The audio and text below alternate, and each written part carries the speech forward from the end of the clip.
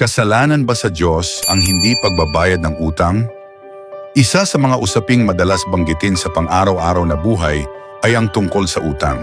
Maraming tao ang nangungutang sa panahon ng pangangailangan at totoo namang hindi ipinagbabawal ng Biblia ang pangungutang. Ngunit ang tanong, kasalanan ba sa Diyos ang hindi pagbabayad ng utang?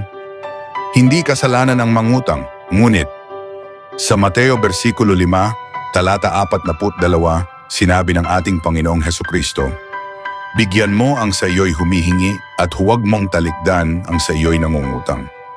Dito makikita nating ang utos ni Kristo ay bukas para sa pagtulong. Hindi niya ipinagbawal ang pagpapautang at hindi rin niya sinabing kasalanan ang mangutang.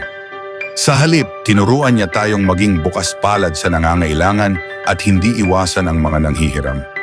Ngunit sa kabilang banda, bilang mga nangungutang, meron tayong pananagutang moral at espiritual sa Diyos at sa ating kapwa. Hindi sapat na umutang lamang, kailangang tuparin natin ang ating pangakong ibabalik ang hiniram. Ang aral ni Apostol Pablo, sa Roma versikulo 13, talatang 8, ang sabi, "Huwag kayong magkautang ng ano paman sa kanino man, maliban na sa mga gibigan kayo, sapagkat ang umiibig sa kaniyang kapwa ay nakaganap na ng kautusan."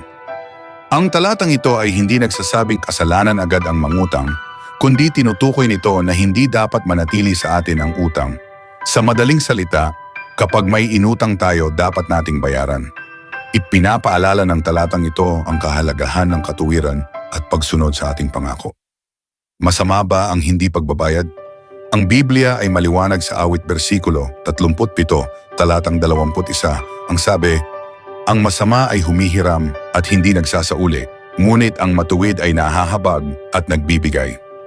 Napakalinaw ng pagkakalahad ang hindi pagsasauli ng hiniram ay kaugnay ng pagiging masama. Hindi dahil sa nangutang ka ay masama ka na, kundi kung ikaw ay nangutang at hindi mo sinasauli o wala kang balak bayaran, doon papasok ang kasamaan ayon sa paningin ng Diyos. Ano kung hindi ko pa mabayaran? May mga pagkakataon na totoo namang hirap tayong makabayad, maaaring mawalan ng trabaho, magkasakit, o iba pang bigla ang problema. Ngunit hindi ito automatikong kasalanan kung hindi ka pa nakakabayad. Ang mahalaga ay ang intensyon ng puso. Kung totoo ang layunin mong magbayad at patuloy kang naghahanap ng paraan upang maisauli ang hiniram, hindi ka isinasama sa sinasabing masama sa Awit versikulo 37, talatang 21. Ang Diyos ay Diyos ng habag. Nauunawaan niya ang ating kalagayan. Pero bilang mga anak ng Diyos, tayo ay inaasahang may takot sa Kanya at bahagi ng takot sa Diyos ay ang paninindigan sa katuwiran. Kung nangako tayong magbabayad, dapat nating panindigan kahit abutin pa ng mahabang panahon. Ang mahalaga, huwag kalimutan ang utang at huwag mawalan ng intensyong isauli ito. Pag-ibig ang laging ugat ng katuwiran.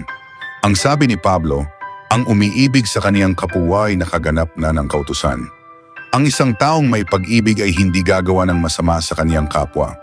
Kung totoong iniibig mo ang taong pinaghiraman mo, hindi mo siya pababayaan sa pagkakautang. Hindi mo siya bibigyang ng dahilan para magduda sa iyong katapatan. Kaya't kung may utang ka, isa itong pagkakataon upang ipakita ang tunay na pag-ibig sa gawa sa pagbabayad.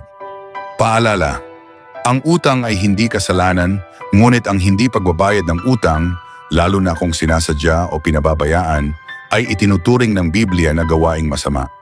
Hindi lamang ito usapin ng pera, ito ay usapin ng integridad, pananagutan at pag-ibig sa kapwa.